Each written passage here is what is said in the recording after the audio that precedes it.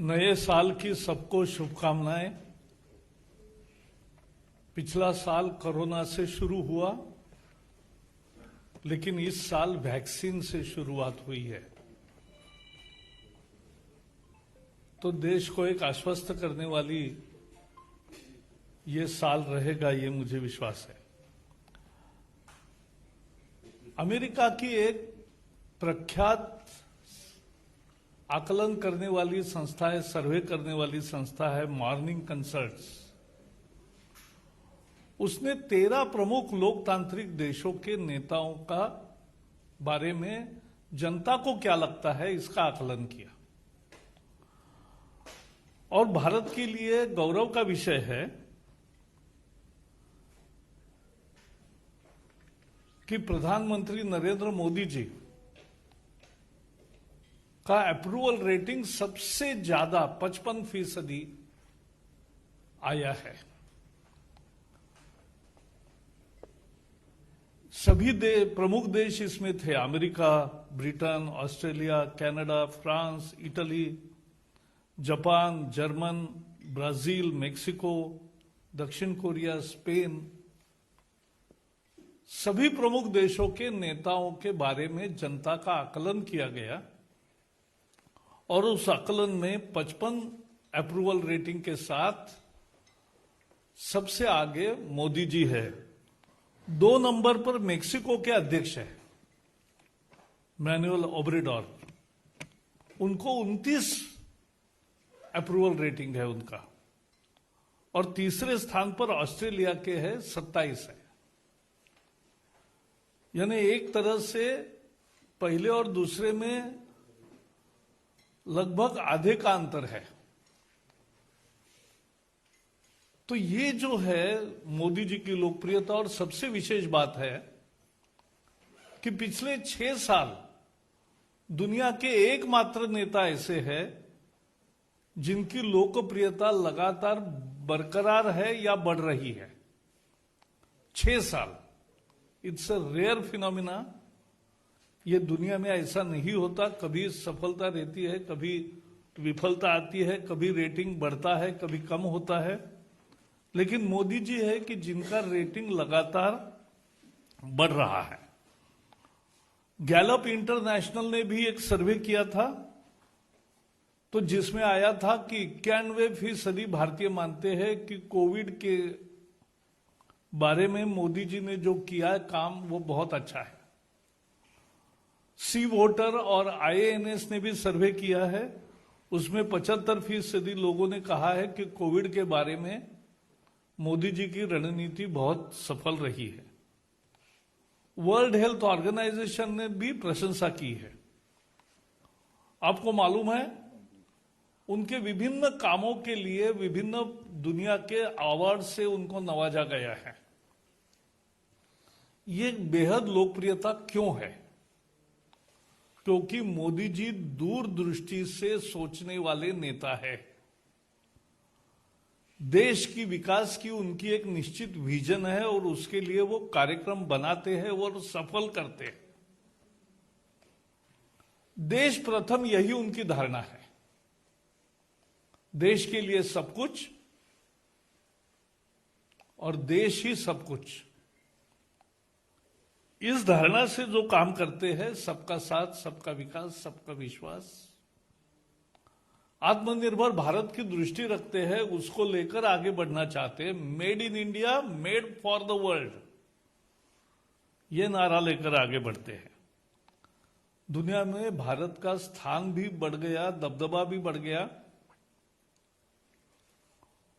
आज हमारे पार्टी के अध्यक्ष जगत प्रसाद नड्डा जी ने भी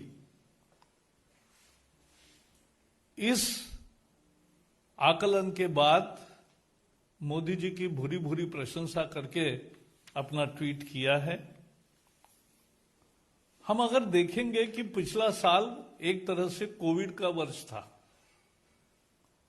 लेकिन इस वर्ष में मुझे याद है जनवरी के कैबिनेट मीटिंग्स में, यानी भारत में 30 जनवरी को पहली केस आई, लेकिन उसके पहले से चीन में हुआ था, तो उसके साथ ही उन्होंने मंत्रिमंडल के सभी साथियों को यह अवगत कराया कि ये एक गंभीर संकट आ रहा है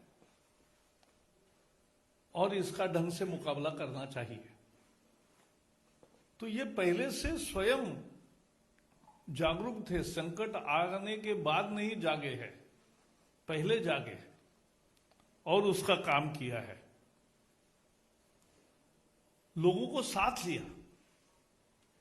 कोरोना योद्धा एक नई टर्म तैयार हुई, जो फ्रंटलाइन वर्कर्स है हेल्थ में, और पुलिस भी होंगे या बाकी भी लोग होंगे जो समाज की व्यवस्था रख रहे हैं, उनके लिए उन्होंने, लोगों ने थाली बजाओ, घंटानाद करो कहा, और देश भर 120 करोड़ 130 करोड़ लोग उसमें सहभागी हो, यह अद्भुत नजारा हमने देखा है।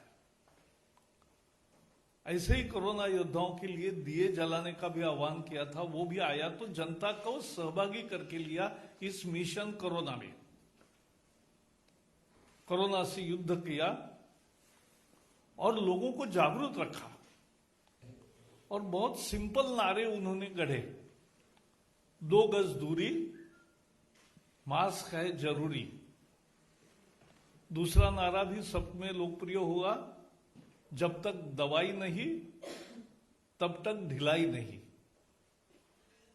और अब तीसरा, दवाई आने के बाद उन्होंने तीसरा नारा दिया है, दवाई भी कड़ाई भी। तो सावधानी बरतने का अभी भी उनका सलाह सब देश को है। उन्होंने समय पर लॉकडाउन किया, इसलिए देश का नुकसान कम हुआ, नहीं तो 130 करोड़ के देश में यह बीमारी भयंकर रीति से फैल सकती थी। अमेरिका में 3 करोड़ लोगों को इन्फेक्शन हो गई। हमारा कितना हो सकता था। और आज दुनिया का सबसे ज्यादा रिकवरी रेट 97% यह भारत का हो गया। ये प्रधानमंत्री की दूरदृष्टि की सोच और योजना,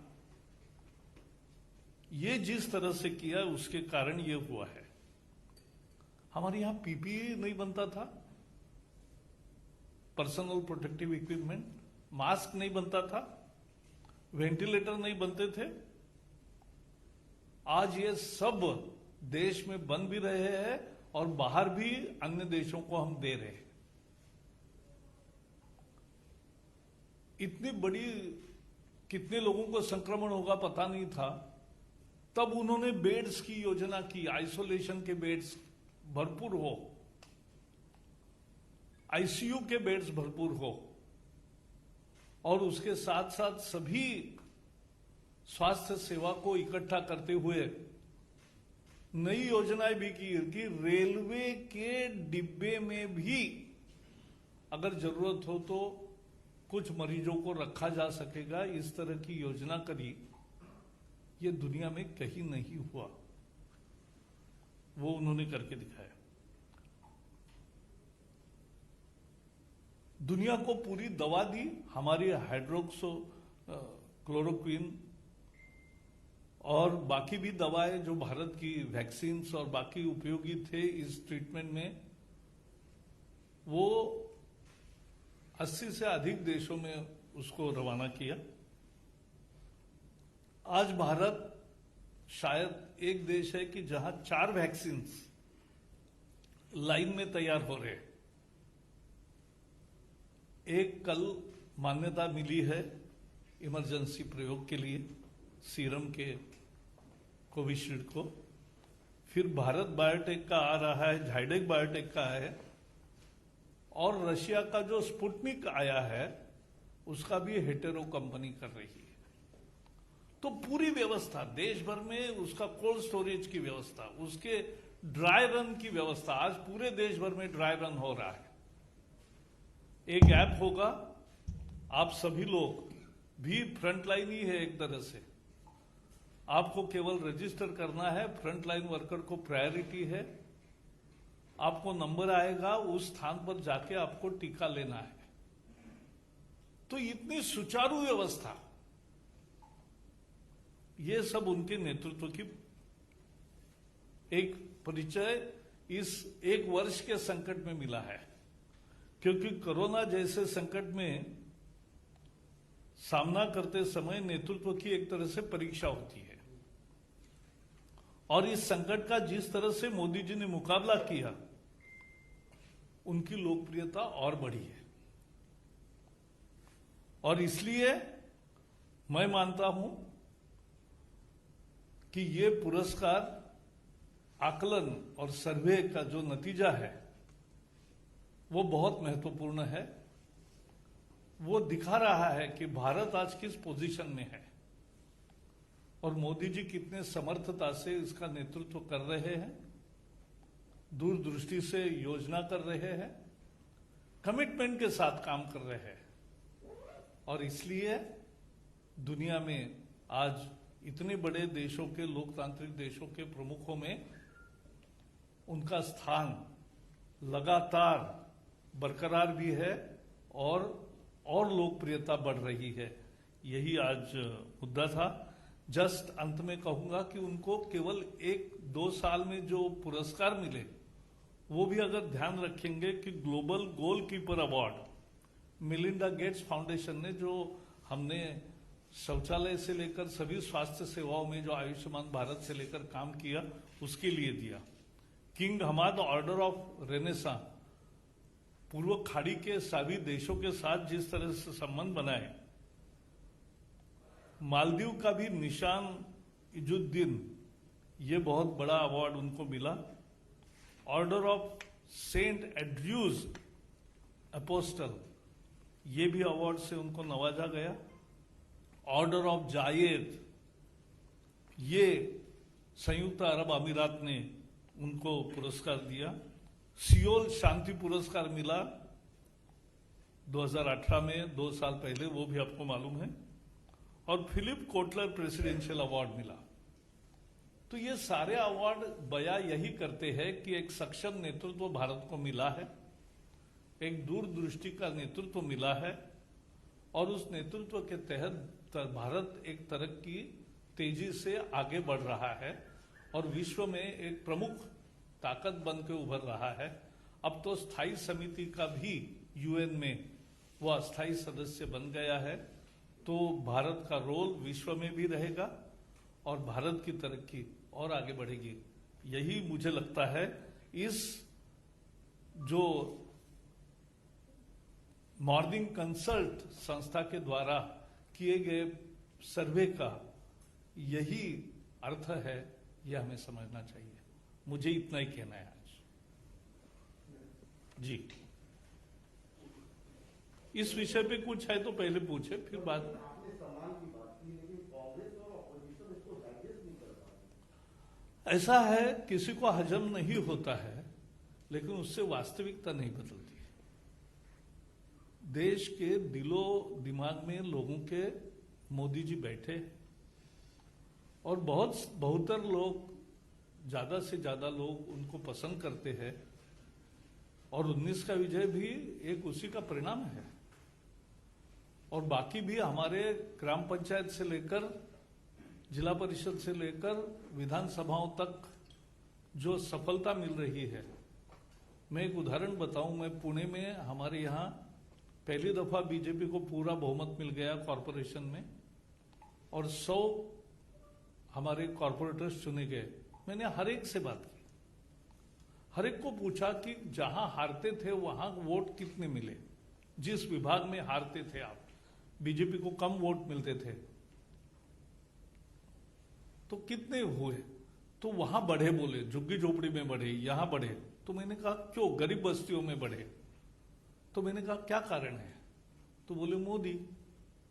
एकमात्र कारण, गरीब को लगता है कि देश का भला अगर होना है और हमारा भी उन्नति कुछ होना है तो मोदी जी सक्षम नेतृत्व है। तो वो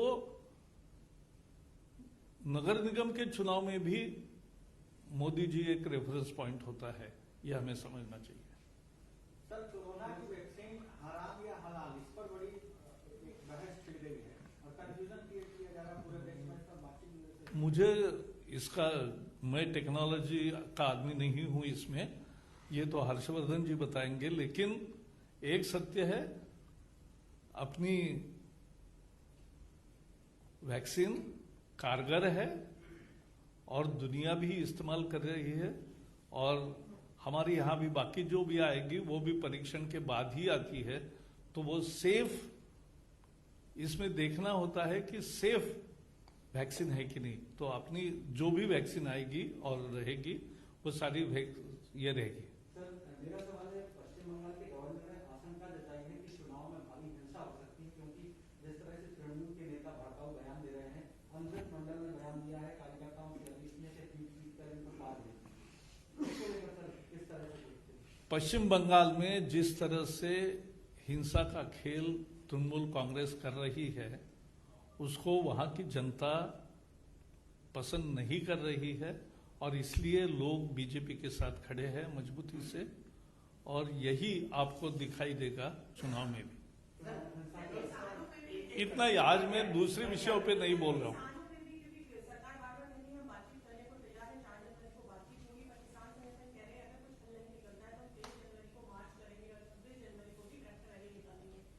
ऐसा है कि आपने देखा किसानों के प्रति राजनाथ जी ने जिस तरह से अपनी भावना प्रकट की, वो सरकार की भावना है। खुद प्रधानमंत्री मोदी जी ने भी बार बार किसान और कृषि के बारे में अपनी दृष्टि को स्पष्ट किया है, और 8 बार चर्चा हुई है।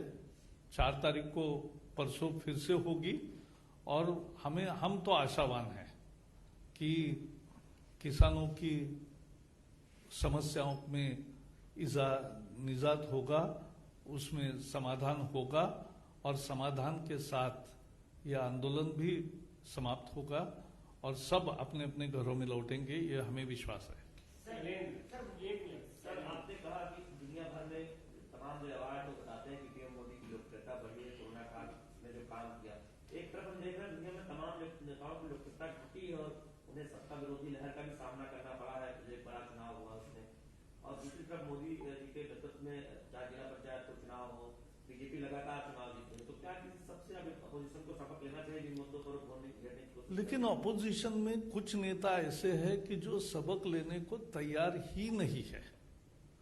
हमें तो खुली प्रतिस्पर्धा का हम स्वागत करते हैं।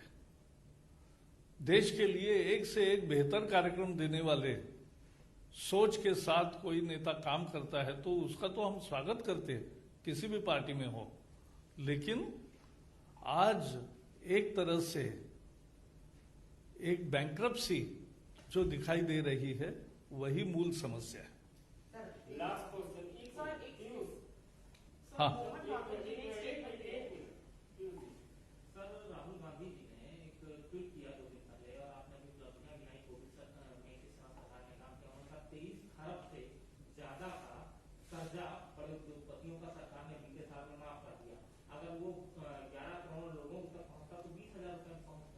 गलत जानकारी देने में इनका हाथ कोई नहीं, और इनकी बराबरी कोई नहीं कर सकता।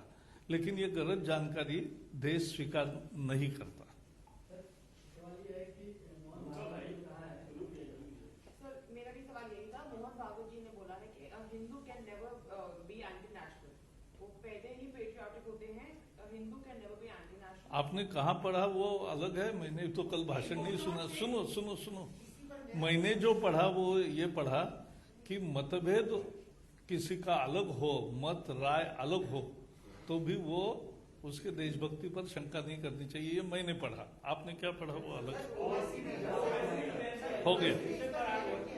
इस विषय की चर्चा नहीं है। आज जो मैंने मूल बताया, आज वर्ष की नई शुरुआत हम कर रहे, तो जिस तरह से दुनिया हमारे नेतृत्व की प्रशंसा कर रही है, लोग पसंद कर रहे हैं, भारत के भी और बाहर के भी, तो ये बहुत महत्वपूर्ण है।